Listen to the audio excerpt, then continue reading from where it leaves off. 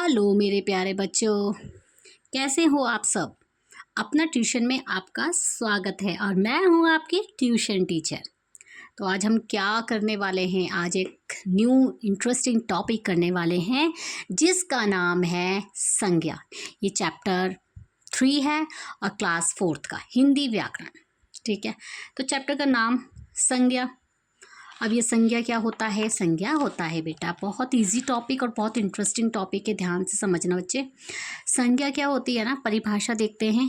किसी व्यक्ति, प्राणी, वस्तु, स्थान या भाव के नाम को संज्ञा कहते हैं। मतलब किसी का भी नाम, चाहे वो किसी इंसान का नाम है, चाहे किसी प्राणी एनिमल्स का नाम है, किसी वस्तु का नाम है, या स्थान कोई जगह का नाम है, या भाव, तो उनको क्या बोलते हैं? किसी चीज़ का भी नाम होता है ना, वो संज्ञा है। जैसे इंग्लिश में हम बोलते हैं नेमिंग वर्ड्स। ठीक है, तो उसे कहते हैं संज्ञा। समझ आया? आगे देखो, संज्ञा कितने प्रकार के होते हैं, ये इंपॉर्टेंट क्वेश्चन है बेटा। संज्ञा क्या होती है? ठीक है, ध्यान से समझना इसको। अब संज्ञा के संज्ञा कितने प्रकार के होते हैं, ये क्वेश्चन भी इंपॉर्टेंट है। और उनका नाम क्या होता है? तो संज्ञा 3 प्रकार के होते हैं। ठीक, क्या क्या? व्यक्तिवाचक, जातिवाचक और भाववाचक। ठीक है, अब ध्यान से देखना बेटा, व्यक्तिवाचक क्या होता है? व्यक्ति का नाम, व्यक्ति में सब कुछ आ जाएगा, सब कुछ।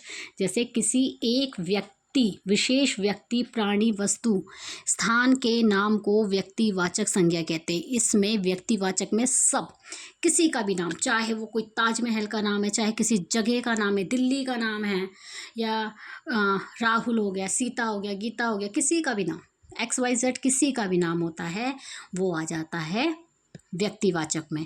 इसके उदाहरण देखते हैं। जैसे सोनम ताजमहल देखने गई थी। सोनम, सोनम तो किसी का नाम हो गया, और ताजमहल भी भाई किसी चीज़ का नाम हो गया। तो ये दोनों क्या है? ये दोनों संज्ञा है। आदित्य मेरा मित्र है। आदित्य, आदित्य नेमिंग वर्ड हो गया, तो ये भी क्या है? संज्ञा है। इंडिया गेट दिल्ली में है। देखो, इंडिया गेट कहीं पर तो है नहीं, है कहाँ पर है? दिल्ली में। ये भी संज्ञा है और ये भी संज्ञा है। तो किसी का भी नाम, XYZ किसी का भी नाम, चाहे वो शेर का नाम है, चाहे वो तोते का नाम है, तो किसी का भी नाम होता है तो वो आता है व्यक्तिवाचक संज्ञा में। ठीक है भाई, आगे देखते हैं। नेक्स्ट है जातिवाचक। अब ये जातिवाचक क्या होता है? जातिवाचक होता है जिसको इंग्लिश में बोलते हैं कॉमन नाउन। कॉमन नाउन में सब आ जाते हैं एक साथ। जैसे जिस शब्द से किसी जाति के सभी व्यक्तियों, प्राणियों, वस्तुओं या स्थानों का बोध हो, उसे जातिवाचक संज्ञा कहते हैं। इसमें सब आ जाते हैं। जैसे बच्चा, अब मुझे नहीं पता वो बच्चा कौन है, राहुल है, अगर मैं किसी का नाम लेके बोलूं जैसे राहुल, तो वो हो जाता है व्यक्तिवाचक संज्ञा। लेकिन अगर मैं नाम लेकर ना बोलूं, बच्चा रो रहा है या लड़के खेल रहे हैं, लड़के, अगर मैं किसी का नाम लेके बोलूं ना, जैसे रोशनी खेल रही है, ठीक है, रोशनी मैंने नाम लेके बोला है तो व्यक्तिवाचक। लेकिन मैंने ग्रुप में बोला ना, जैसे लड़के खेल रहे हैं, लड़के नाम लेके नहीं है लेकिन ग्रुप में बोला, सबको साथ लेके चल रहे हैं, तो वो आ जाता है जातिवाचक में।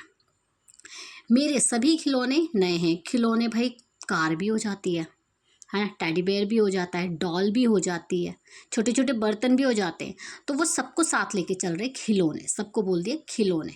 मेरे सभी खिलौने नए हैं, तो खिलौने ये क्या होता है? जाति।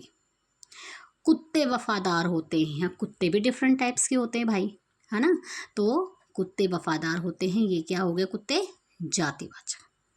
नेक्स्ट आता है भाववाचक। भाववाचक होता है जो संज्ञा शब्द मन के भावों के बारे में बताते हैं। ठीक है, मन के भाव मतलब फीलिंग्स, तो उन्हें बोलते हैं भाववाचक संज्ञा। इन भावों को हम ना तो छू सकते हैं और ना ही पकड़ सकते हैं, हम इन्हें महसूस करते हैं। ठीक है भाई, ना तो तुम छू सकते हो। अब मैंने बोला मेरा दोस्त बहुत सच्चा है, सच्चा, क्या तुम उसको पकड़ सकते हो, टच कर सकते हो? नहीं कर सकते हो ना, ये एक फीलिंग है। तो जो तुम्हारी फीलिंग होगी ना, फीलिंग क्या मतलब, जो तुम छू नहीं सकते हो, वो चीज़ आ जाती है भाववाचक में। जैसे खुशी, हैप्पीनेस जो होता है, बचपन, सुंदरता, ईमानदारी, गुस्सा, मित्रता, कोमलता आदि। ठीक है। यहाँ तो चारों तरफ हरियाली है, हरियाली। ठीक है। फूलों की सुगंध, स्मेल, जिसको तुम छू ही नहीं सकते हो, मन को छू रही है।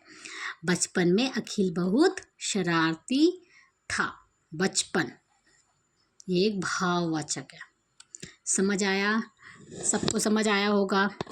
ये चैप्टर अगर नहीं आया होगा तो मुझे प्लीज़ बताना, कमेंट करना। मैं दोबारा से ट्राई करूँगी एक्सप्लेन करने का।